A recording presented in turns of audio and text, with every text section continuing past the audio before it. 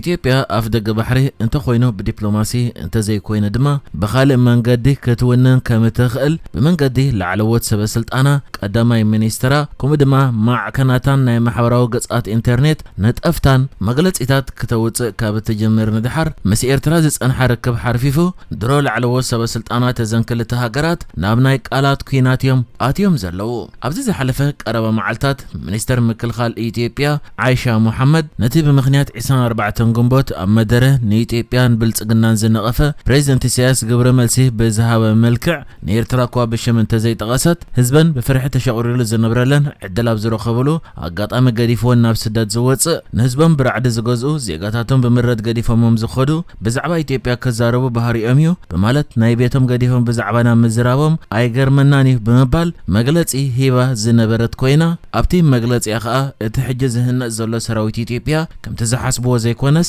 ዝተወደበ ሰራዊት ምዃኑ ብምግላጽ ብዝኾነ ይኹን ጎጉይ ቅማረ ንኢትዮጵያ ከጥቅዑን ሃገራዊ ረብሓታታ ክጎድኡን ዝደልዩ ሓይልታት ክከላኸል ዝተሃንፀ ኢላ ነይራ። ብድሕሪዚ ኣብ ዝተፈላለያ ማዕከናት ዜና ኢትዮጵያ ንኤርትራ ብሽም ዝጠቐሰ ነቐፌታውን ኣሉታውን መግለጺታት ከምኡ ድማ ተውክታኹ ዝተባሃለ ምስ ባሕሪ ዝተሓሓዝ ጽሑፋት ተዘርጊሑ ዝነበረ ኮይኑ ሕጂ ከዓ እቲ ዘሎ መግለጺታት ኣብ መንጎ መራሕቲ ናይዘን ክልተ ሃገራት ናብ ናይ ቃላት ኩናት ተቐይሩ ብዘለወሉ መልክዕ ሚኒስተር ዜና ኤርትራ የማነ ገብረ መስቀል ኢትዮጵያ ብልቓሕ ዓለም ለኻዊ ማዕከን ገንዘብን ንድኻታት ሃገራት ዝግበር ድጎማን ትናበር ክብል ቀጥታዊ ግብረ መልሲ ሂቦ። እዚ ኣብ መንጎ መራሕቲ ኤርትራን ኢትዮጵያን ዝግበር ዘሎ ናይ ቃላት መመለስ ንብዙሓት ኣሸቓሊ ኮይኑ ክቐርብ እንከሎ እዘን ሃገራት ድማ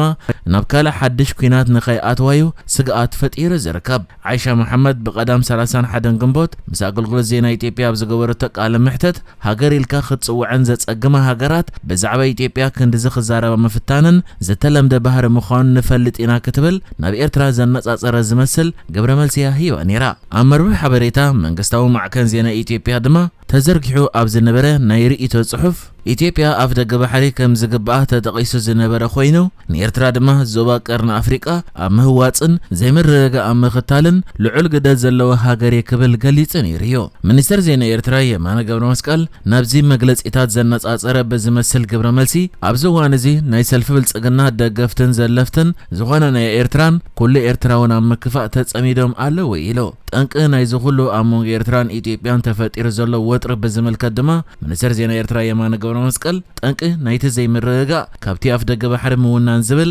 ዘይዓግብ ድሌትን ኣእምሮኡ ዝሰሓተ ዘብዘብን ዝነቅልን ዝተላዕለን እዩ። እዚ ድማ ህርፋን ልኡላዊ መሬት ጎረባብቲ ሃገራት ዝምርኮስ እዩ ብምባል ብኻልእ ኣዘራርባ ኢትዮጵያ ልኡላዊ መሬት ካልኦት ሃገራት ክትጎብጥ ትደሊ ብምህላዋ እዚ ሕጂ ዘጋጥም ዘሎ ኩነታት የጋጥም ምህላው ይገሊጹ። እቲ ምርግጋእ ተሓሪምዎ ዘሎ ዞባ ቀርኒ ኣፍሪቃ ዘላቒ ምዕባለ ከረጋግጽ ዓቕሚ ከም ዘለዎ ዝጠቐሰ የማነ ገብረ መስቀል ኣብ መሰረታዊ ዕኑድ ዓለም ለኻዊ ሕጊ ዝተመርኮሰ ዘላቒ ዞባዊ ሰላም ኣብ ዘለዎ ኩነታት ጥራዩ ከረጋገጽን ውሕስነት ዝረክብን እውን ኢሉ። እቲ ኣብ መፋርቕ 2018 ኣብ መንጎ ኤርትራን ኢትዮጵያን ንኣስታት 20 ዓመት ጸኒዑ ዝነበረ ኩነቶ ኩናት ብኣኽብሮ ኣህጉራዊ ብይን ውሳነ ዶባት ስምምዕ ኣልጀርስ ብዕርቂ ሰላም ዝተወድአን ኣብቲ ዞባ ጮራ ሰላም ኮሊዑ ዝነበረን ዝምድና ኣብዚ ዝሓለፈ 2 ዓመታት ከም ቆልቆል ተረኣዩ ጥራይ ዘይኮነ ክልቲአን ሃገራት ናብ ካልእ ኩናት ከየምራሓውን ናብ ዘስግእ ኩነታት እዩ በፂሑ ዘሎ። እቲ ኣብ መንጎ ኤርትራን ኢትዮጵያን ዝተኸፍተ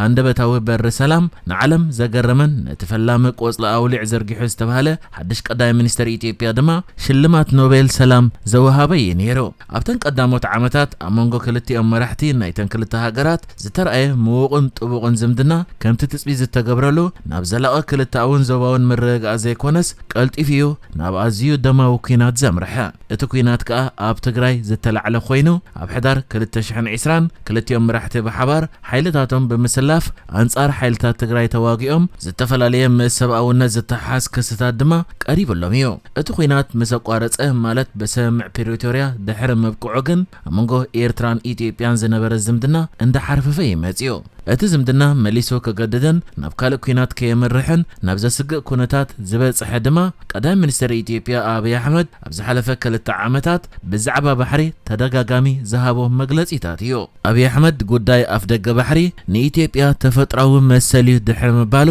እዚ መግለጺታቱ ንኤርትራን ካልኦት ዝምልከተን ጎረባብቲ ሃገራትን ከስግአን ይጀሚሩ። ኣብ 2018 ዕርቂ ምስ ተገብረ ተኸፊቱ ዝነበረ ዶባት قاس بقاس كعصن كله أمس كرنم 2024 دما اتأنكوني إيرتران إثيوبيان زراخب زنبرة بررة منقد أير تباتيخو اتزمدنا ناوتري أمريحو حج دما إثيوبيا بوغن كل العفر سراويت ببزحي توافر لازبل زيناتات يزرق حلو أبزل أوان بمخنيات مبال 34 معالت الناس أنت إيرترا بريزيدنت سياسة أبزوس مع مدرة بزتفل عليه مسمس نايمايات نيلن كأيح بحرن ناي بحر مسكوت هزبن مريتن عفر كم مدرخ متساوت بمزمز نزي أوج كنتات نبرع زقوار زلو تكنولوجيا أزوارن مزسونيو جهران فخران مزقوبيو كبل تسمعين يريو كم زفلات اتا بزح وان إثيوبيان كزاربو لاز سمعون كوغبت واون دليت كم زلو مزمسل مغلص إتات كهبولا زرأي زلو نيرترا ودب عسب نتي نا إثيوبيا كل العفر زقربت كوينا أبزز حلفك قرب وان دما منقست فدرال أبز كلل بزح زلو سراويت يوافر كم زلو زيناتات تزرقحن يريو إذا خمز عينت معبالتات أبزلو واللقواني خاء إتا أب عسب توليدا كم زعابيت زنقرلا منيستر مكلخال إثيوبيا زل عايشة محمد سراويت إثيوبيا نايتم بشمم زي تتقص أكلات مخر سمعو حف نزبلو نقاشت حيلتات زي كونس نزعابيت الأخوان عمامن زي تودبه بزل على بقعتن كإلتن زي سلطنة هاقراو سراويتي خطبل نتب وغان إيرترا زوات أمدره قبر ملس بزمسل ملكع مقلص الزهبت أمونغو إيرتران إثيوبيان متفنان تفتير أبزلو والأوانجن إيرترا مستياب كلل تقراي مس أبي أحمد أبزي مسمعاتي زلو حوحات تقرارب مهلاواي زقلاص ولون بعلي بزعبا زلو مقرب من تزي تزربلو بمن قدي ناي محبراو قصات انترنت آفنياتات جن صمدو بزبل تبقسو قرربات يقبر مهلاو تقاليسيو منستر زينا إيرتراون بشمر إيتو نصمدو بزملكات زرقحوا أبزلو صحف هانات صمدو نزوباون أهقراون متحبار كم نوح وانات حيزو بتدقاقامي ستتصحفلون ستزربلون حدا كاب عنود متكلات هقراوي تشارتر إيرترا خوينو أبزز حلف السامنتات صمدو زبلقال كم حدش أمر دميقو كزربلو يسمع على بمبال لما جمرت أوان بزعبات صمدو بملكع رئيتويو صحف زرقح زركب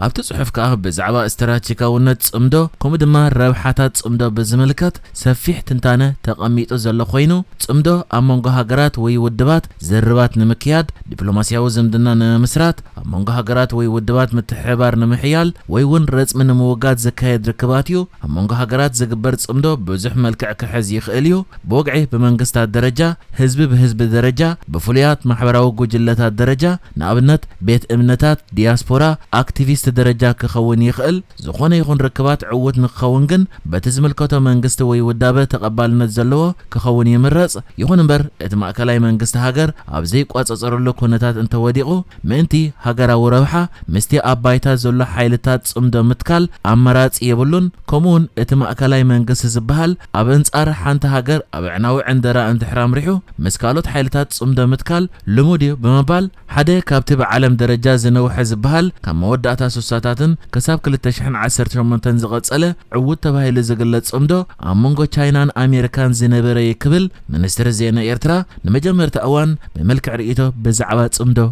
غليص زلا اب كمزي كونتات يخا ابز اوان امونغو سبسلطان إيرتران إثيوبيان ناي قالات كينات كبحال زكال مملاس زرأ زلون كمون اتي امونغو انزلو وطري اندعرغه زمص زلا